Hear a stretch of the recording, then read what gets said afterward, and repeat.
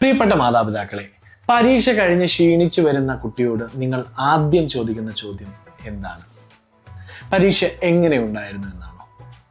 പരീക്ഷ കടുപ്പമായിരുന്നു എങ്കിൽ ഈ ചോദ്യം കേൾക്കുന്നത് കുട്ടിക്ക് വലിയ വിഷമമുണ്ടാകും. അറിഞ്ഞുകൊണ്ടാരും പരീക്ഷ മോശമാക്കില്ല. ആ ചോദ്യം അവരിൽ വലിയൊരു കുറ്റബോധം ഉണ്ടാകും. അത് അവരുടെ അടുത്ത പരീക്ഷയ്ക്കുള്ള തയ്യാറെടുപ്പിനെ ബാധിക്കും. പല കുട്ടികളും പരീക്ഷയ്ക്ക് ശേഷം വീട്ടിൽ പോകാൻ പേടിക്കുന്നത് മാതാപിതാക്കളുടെ ഇത്തരം ചോദ്യങ്ങൾ കാരണമാണ്.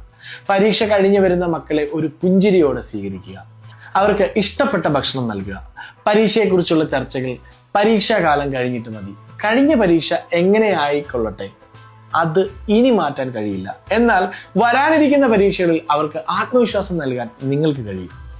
റൈറ്റ് നഴ്സിംഗ് അഡ്മിഷൻ ഗൈഡൻസ് വഴി ഞങ്ങൾ കുട്ടികൾക്ക് നൽകുന്ന മാനസിക പിന്തുണ നിങ്ങൾ വീട്ടിലും നൽകുക. നിങ്ങൾ അവരുടെ കൂടെയുണ്ട് എന്ന തോന്നൽ അവർക്ക് നൽകുക.